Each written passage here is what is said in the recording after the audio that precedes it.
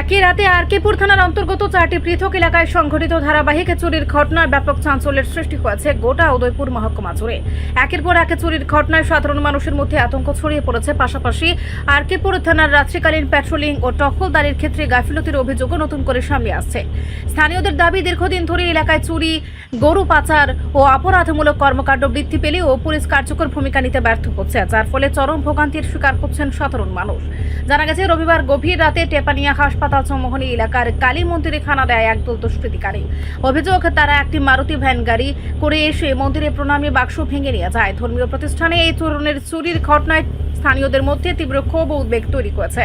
অন্যদিকে একই রাতে উদয়পুরের ঐতিহ্যবাহী জগন্নাথ বাড়িতেও চুরির ঘটনা ঘটে। সেখানেও দুষ্কৃতিকারীরা প্রণামী বাক্স ভেঙে নগদ অর্থ নিয়ে অনায়াসে পালিয়ে যায়। পরপর দুটি ধর্মীয় প্রতিষ্ঠানে চুরির ঘটনায় এলাকাবাসীর মধ্যে নিরাপত্তাহীনতার অনুভূতি আরও তীব্র আকার ধারণ করেছে।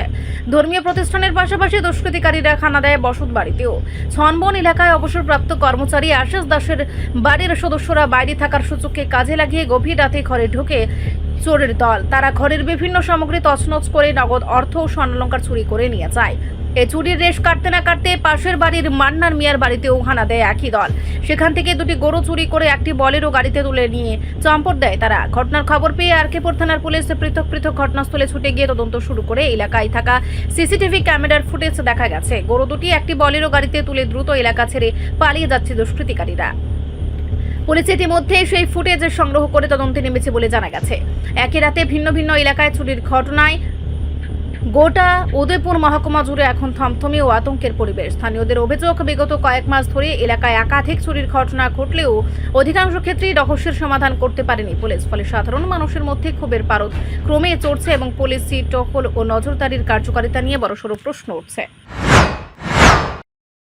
রাত্রেবেলায় মনে হচ্ছে তারা তো সকালেও বেল পাতা নিত, আইয়া দেখে বারান্দার মধ্যে মনে হয় দরজা খোলা, দরজাগুলো খোলা না, ওই শাড়ি পরে রয়েছে। শাড়ি পরেছে, এরপরে দেখছেন দরজার লক ভাঙা নাকি? হ্যাঁ, ওই তো ভিতরে কি চুরি টুরি হয়েছে নি? অনেকটা তো মালিক, মালিক কি নাম? আশিস দাস। বাড়িতে কেউ নাই? না, এমনি সমস্ত জিনিস কি লন্ডা বন্ড করে রাখছে? তেল গন্ডা গন্ডা সব। আপনার কি হয়? আমার বোন যেমন। এই জায়গাটা কি জায়গা ধরে? এই জায়গাটা ছনবন। ছনবন।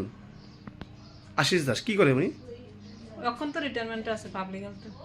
বাড়িতে কেউ না থাকার সুযোগ নিয়ে এসে এই চুরিটা না? আমার দুইটা গরু ঘর থেকে একটা রাত্র 1টা থেকে 1:30 বাজে এই টাইমটার ভিতরে আমার দুইটা গরু লেগে গেছে। দুটা কি করেছিল? একটা ব্যারেজ গরু আছিল, প্রায় 50 থেকে 60 হাজার টাকা দাম হইব। আর একটা যেটা গাই গরু, এটা বাচ্চা দিব 1-2 দিনের ভিতরে বাচ্চা দিব। এটা মনে করেন এটা ব্যস্ত মনে করেন লাখ খাটিক টাকার উপর বেতন দিব। কি নাম আপনার? আমার নাম মান্নান মিয়া। আপনার বাসা এটা কোন জায়গায়? এটা ছনবন 14 নম্বর ওয়ার্ড। আপনারা বাড়িতে ছিলেন না কালকে? আমরা কালকে আসছিলাম, বাড়িতেই আসছিলাম। মানে টের পাইছেন না? না, টের পাইছিলাম। বুঝতে পারছেন কিভাবে যে চুরি? মানে তো সকালে ঘুমার 2টা থেকে গরু করে নাই।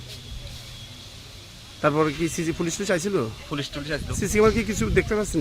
দেখছে গাড়ি তো রাবার বোটের সামনের থেকে গাড়ি তুলে লয়ে রেখেছে। দোনটা করো না? সাধারণ গরু।